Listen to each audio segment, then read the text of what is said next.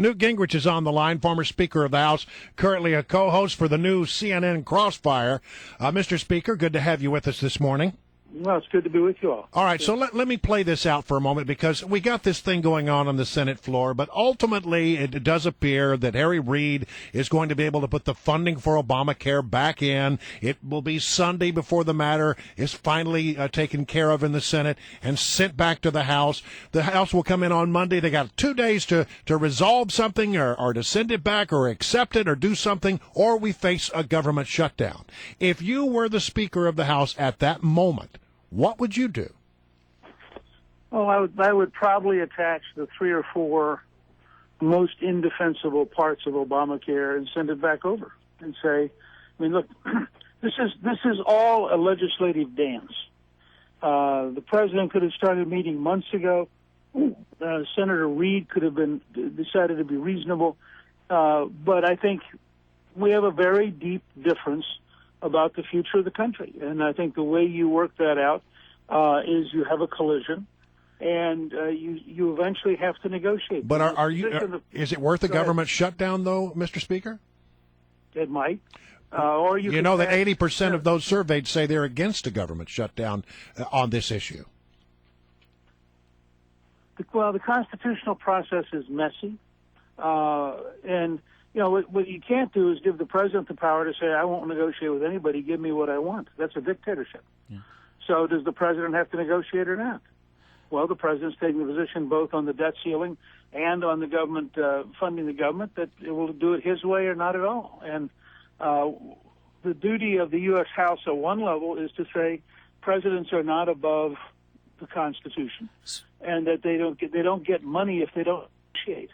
Speaker Gingrich, so many smart guys in this town tell me that the last thing the Republicans want is a government shutdown because they'll be blamed just like back in 1995. But then I looked at the election in 96, and it looks to me like the Democrats won 3 seats in the 96 election, so you retained the majority and retained your speakership. And over in the Senate, the Republicans actually gained 2 more seats, so the majority was even more solid. Was the government shutdown in 1995 actually a disaster for the Republican Party?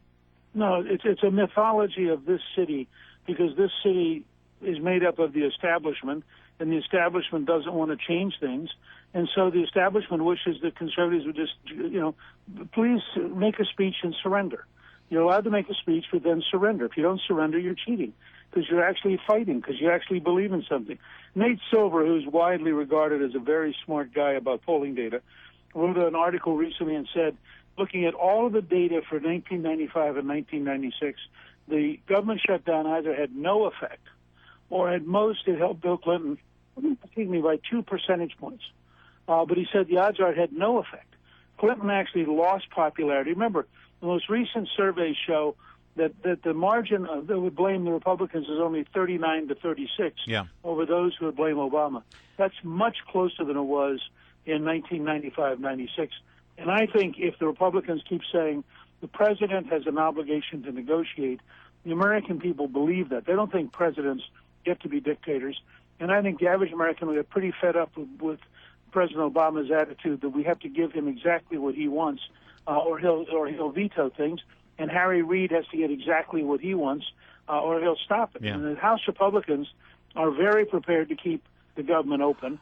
But they also want to negotiate over Obamacare. Speaker Gingrich, I'm so sorry. I think it's a mixed message. Speaker Gingrich, I think the best politicians, the smartest politicians, are the ones who seek advice from people who have been there before, who don't think they can just sort of recreate it on their own and sort of do it.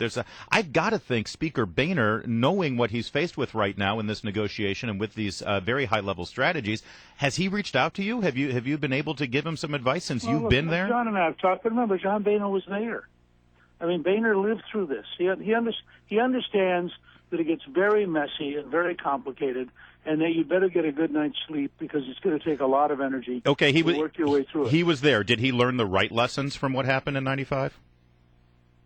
I think Boehner is trying to negotiate. It's a more difficult situation because Bill Clinton was much easier to work with than Barack Obama, and we had control of the Senate, whereas Harry Reid today runs what is in effect a senatorial dictatorship, and he personally decides what can be voted on and what can't. All right, let me ask you one other question about Republicans at large. Right now, Republicans are sort of split down the middle in a lot of ways.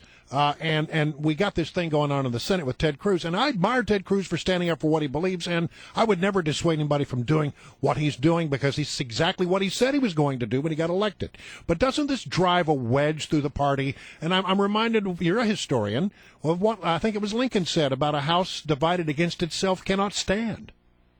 Well, look, first of all, the Republican Party overall is very, very healthy. Reince Priebus is doing a great job as chairman.